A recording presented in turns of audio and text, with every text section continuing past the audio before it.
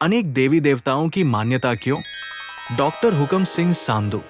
शिवोहम GTM care.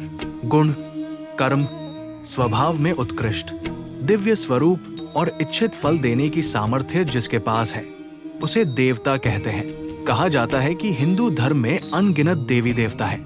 Brihadaranyaka Upanishad के 3 अध्याय में याज्ञवल्क्य ने कहा है कि वास्तव में तो देव 33 ही हैं, जिनमें 8 वसु, 11 रुद्र, 12 आदित्य, 1 देवराज इंद्र और 1 प्रजापति सम्मिलित है।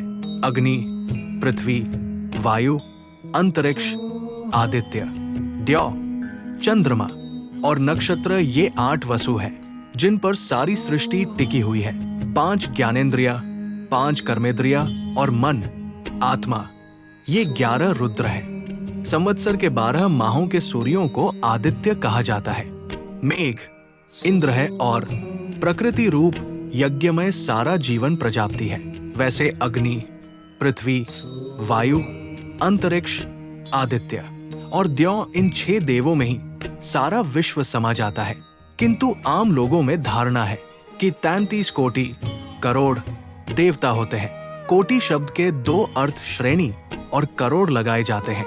इसी वजह से 33 करोड़ की धारणा बनी होगी। ऋग्वेद में ऋषि कहते हैं, इंद्रमित्रन वरुण अम्निमाहुर्थो दिव्यस सुपर्णो गरुत्मान एक सद्विप्रा बहुधा वदंती अग्नि यम मातृश्वान माहु। ऋग्वेद 1:164-46। अर्थात एक सत्स्वरूप परमेश्वर को बुद्धिमान ज्ञानी लोग अनेक प्रकारों से अनेक नामों से पुकारते हैं। उसी को वे अग्नि, यम, मातृश्वा, इंद्र, मित्र, वरुण, दिव्य, सुपर्ण, गरुत्मान इत्यादि नामों से याद करते हैं। सारा वैदिक वाङ्मय इसी प्रकार की घोषणाओं से भरा है, जिसमें एक ही तत्व को मूलतः स्वीकार करके उसी के अनेक रूपों में ईश्वर को मान्यता दी गई है। समाज में ब्रह्मा, विष्णु, महेश प्रधान देवता माने जाते हैं और लक्ष्मी, सरस्वती तथा दुर्गा प्रधान देवियां हैं। सब देवों में श्रेष्ठ कौन है, उसके संबंध में एक कथा है। एक बार ऋषियों में विवाद होने लगा कि ब्रह्मा, विष्णु और महेश तीनों में कौन देवता सबसे बड़ा है। इसके लिए ब्रह्मा के पुत्र भृगु जी को नियुक्त किया गया। भृगु सबसे पहले ब्रह्मा जी के पास ब्रह्मा के लोक में पहुंचे तो वे पुत्र को देखकर प्रसन्न हुए, लेकिन उसके प्रणाम, स्तुति वंदना न करने से ब्रह्मा क्रोधित होकर बिना कुछ बोले चले गए।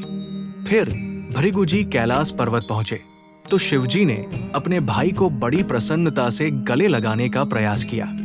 तो भृगु जी ने उद्दंडता से कहा, मैं आपसे नहीं मिलूंगा, क्योंकि आपने लोक एवं वेद मर्यादा का उल्लंघन किया है। इस व्यवहार से शिव क्रोधित होकर त्रिशूल उठाकर उन्हें मारने दौड़े। फिर भृगु जी बैकुंठ लोक में पहुंचे।